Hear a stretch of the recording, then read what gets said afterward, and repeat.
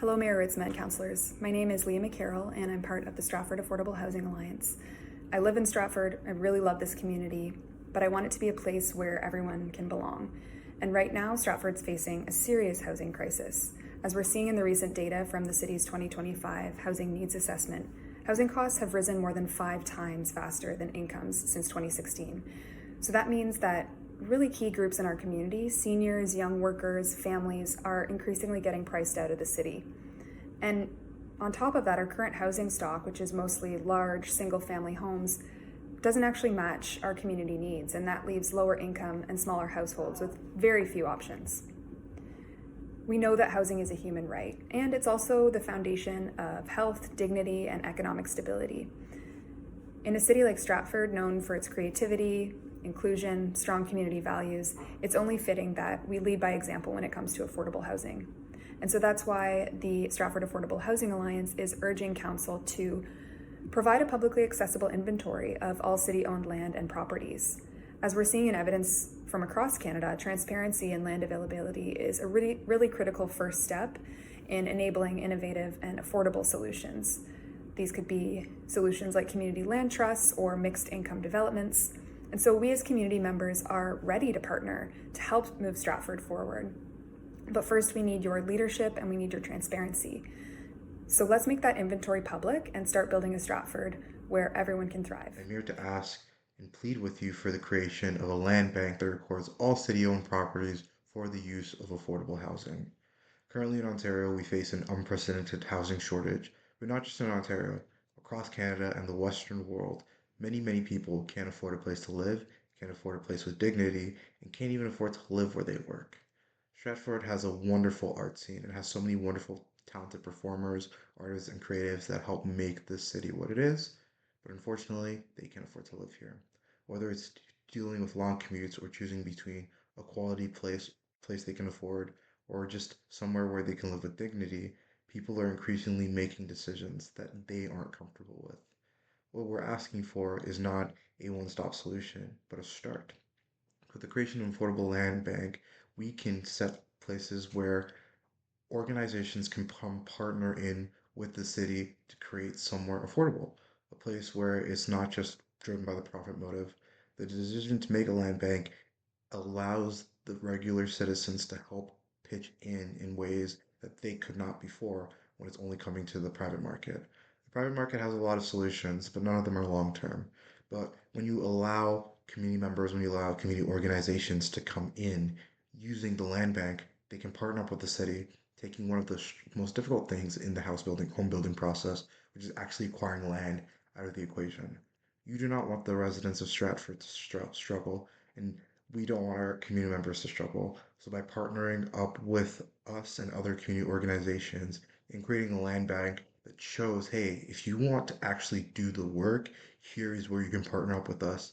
I feel like that's where the innovative solutions to our housing crisis will be found. But as someone who has lived through the systems that we are trying to help solve, through trauma, and the silent shame that too often comes with poverty in a society that pretends not to see, I'm here because our neighbors are falling through the cracks.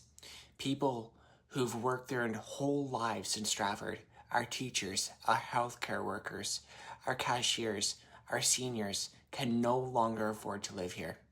They are being priced out of their own hometown. I've spoken with mothers crying in parking lots because they have nowhere to go with their kids. I've sat with men who feel invisible, useless, defeated. We cannot let this continue. We are asking, pleading, for the city to take 2 simple, essential steps. Make a public inventory of city-owned land and commit to a land bank that we, the community, can activate for real, lasting, affordable housing. This is not about politics. It's about people. And it's about dignity. Let's be clear. Housing is a human right. That's not a slogan. It's the law, both in Canada and internationally. And yet in Stratford, people are sleeping in shelters, in cars, on church steps. We are not asking for charity. We are asking for partnership, for a chance to build something together, something that lasts beyond election cycles and funding rounds. That's what community land trusts do. We already know the solutions. We just need the courage to act. And I am asking you today, from the bottom of my heart, to be bold. Don't tell us to wait for another plan. Let's make Stratford a city where no one is left behind. Some context. Before SAHA even existed, our community had been calling for an inventory of city-owned land. Several of our members have asked city staff plainly, can you tell us what land and property we own? We've been told repeatedly that yes, the city knows what it owns, but that information hasn't yet been compiled into a publicly accessible database. Invest Stratford clearly has access to a private database to which the rest of us are not privy. Early this year, they released 2 REFOIs for what their housing specialist told me are essentially the last pieces of surplus land owned by the city. Both calls, released on January 15th, explicitly required that expressions of interest come from, and I quote, non-profit organizations and consortiums led by a non-profit org. Invest Stratford's housing specialist has a background in community housing, so I had been cautiously optimistic about what sort of housing might be developed on this land. Imagine our surprise when we discovered that both properties had been awarded to the same private for-profit company. Pole Quality Homes has no NFP org attached to their proposal. To the best of our knowledge, no report detailing the various candidate submissions or how they were evaluated against Invest Stratford's rubric has ever been presented to the public or discussed at council. Pole has proposed the development of 27 homes, only 8 of which will be affordable.